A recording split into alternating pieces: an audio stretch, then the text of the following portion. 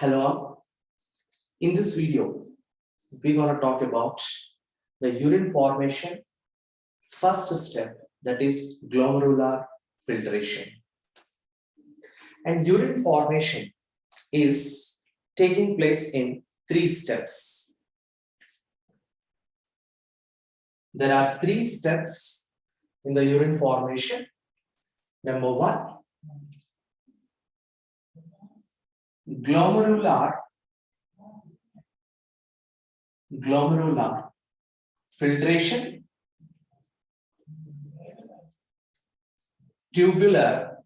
second step, tubular reabsorption, and third step, tubular secretion.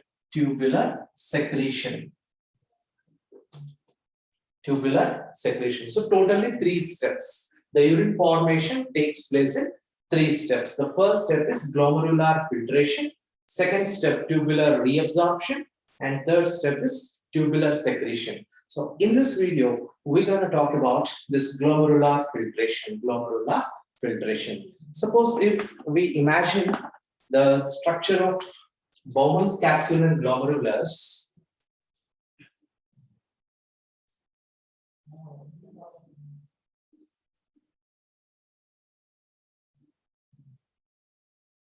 So let's say this is a glomerulus.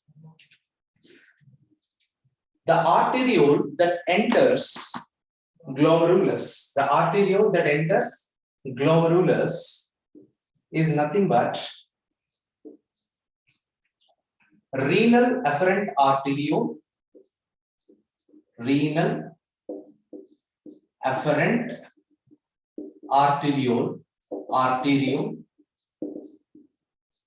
and the arteriole that takes the blood out is renal afferent arteriole.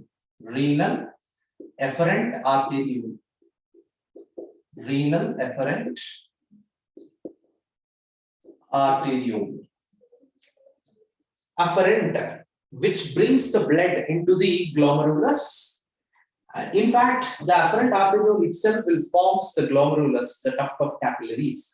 And the arteriole that takes the blood out from the Bowman's capsule is afferent arteriole.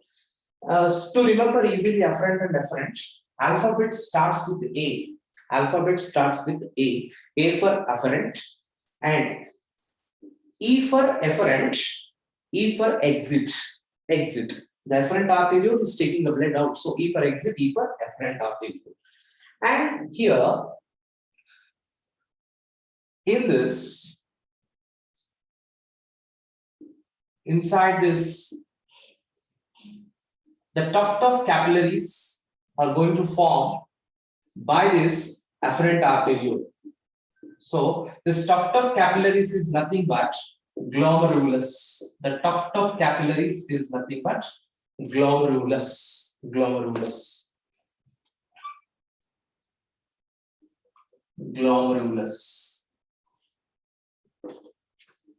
Okay. And the filtration of a blood that is taking place in this glomerulus under pressures is defined as glomerular filtration. That is also called ultrafiltration. The glomerulus is performing the filtration of a blood, and the blood is getting filtered under the influence of pressures. Now we are going to study what are the pressures that are acting in the glomerulus which makes the blood to get filtered.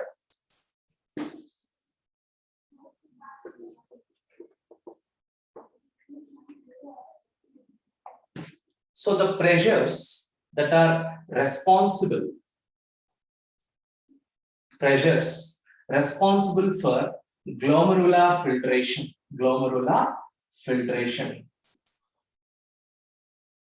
is number 1, glomerular hydrostatic pressure. The first pressure is glomerular hydrostatic pressure, and second one glomerular osmotic pressure, glomerular osmotic pressure. And third type of pressure, capsular hydrostatic pressure, capsular hydrostatic pressure. And fourth one, interstitial hydrostatic pressure, interstitial hydrostatic pressure. So totally these four pressures are responsible for the glomerular filtration. So we will study about each and every one now. So first one, glomerular hydrostatic pressure. We already know that the afferent arteriole is bringing the blood into the Bowman's capsule, right? We already know about it. Okay. Right. So the blood which is coming from or by this afferent arteriole into glomerulus will exert a pressure. The blood or the fluid that is flowing in afferent arteriole will exert a pressure that is called glomerular hydrostatic pressure. Glomerular hydrostatic pressure. And one more point I have to remind you that afferent arteriole is always wider and afferent arteriole is always narrow. So thereby the pressure differences definitely will arise. The pressure differences in the glomerulus and Bowman's capsule is only due to this difference in the broader way and narrow way. Okay, the afferent arteriole is broader and afferent arteriole is narrow, and the pressure which is exerted by the flow of blood from afferent to afferent through glomerulus, that is called glomerular hydrostatic pressure. This is approximately 60 mm of Hg. 60 mm of Hg. Once again, I'm repeating. The pressure which is exerted by the flow of blood from afferent arteriole into the Bowman's capsule, that is called glomerular hydrostatic pressure. And this pressure is positively acting towards the filtration. Positively acting towards the filtration. And now coming to glomerular osmotic pressure, the second type of pressure, glomerular osmotic pressure. Glomerular osmotic pressure. And this pressure is the pressure exerted by the proteins present in the glomerular capillaries. So already in the glomerular capillaries there is again blood present, and in that blood proteins are present. So the proteins present in the glomerular blood, will exert this pressure which is resistant to glomerular hydrostatic pressure. That means against hydrostatic pressure.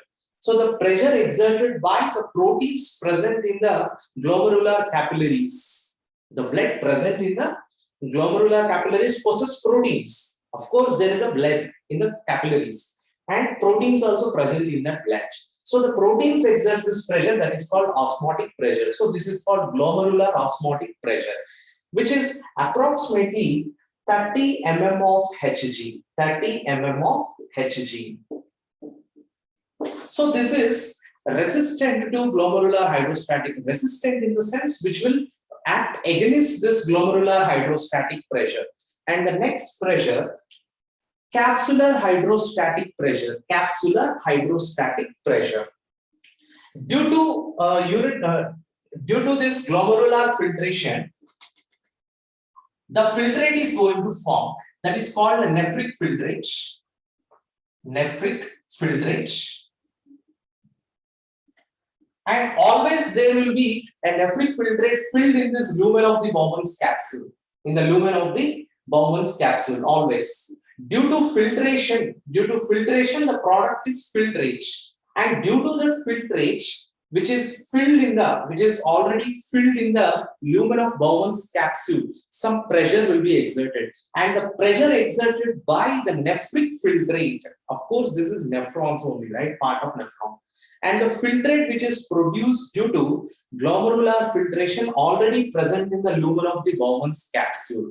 And that pressure is defined as capsular hydrostatic pressure. Why? Because the filtrate is present in the Bowman's capsule lumen of the Bowman's capsule, and that is already present. So hydrostatic pressure. This is approximately 10 mm of Hg. 10 mm of Hg. And remember, all these three pressures will be acting against glomerular hydrostatic pressure. All these three pressures will act against glomerular hydrostatic pressure. So capsular hydrostatic pressure, once again I'm telling, the pressure which is exerted by the nephric filtrate, which is already produced due to glomerular filtration, that is filled in the lumen of the Bowman's capsule. That is called capsular hydrostatic pressure, which is approximately 10 mm of Hg. It is also resistant glomerular hydrostatic pressure. And coming to interstitial hydrostatic pressure. Outside of this Bowman's capsule, here in this region, that there is a fluid is present, that is called interstitial fluid. Interstitial fluid outside of this Bowman's capsule, interstitial fluid. And an interstitial fluid which is present outside of the Bowman's capsule also exerts a pressure. And that pressure is called interstitial hydrostatic pressure. That means the pressure exerted by the interstitial fluid which is present outside of the Bowman's capsule, and that is also 10 mm of Hg. 10 mm of Hg. Okay, so totally 4 pressures influencing the glomerular filtration or ultrafiltration. That's why, because of all these pressures, the filtration which is taking place, the filtration of blood which is taking place in this glomerulus is called ultrafiltration. Now we are going to derive an equation based on all these pressures. We can derive an equation.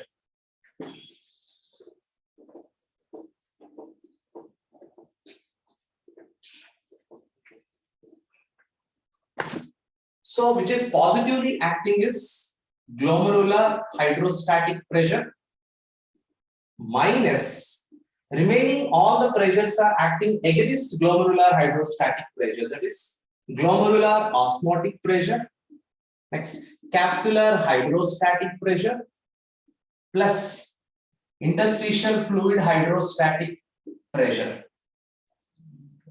All together will derive net filtration pressure. Net filtration pressure. Net filtration pressure. So GHP 60 and GOP 30, CHP 10 mm of Hg, IHP 10 mm of Hg.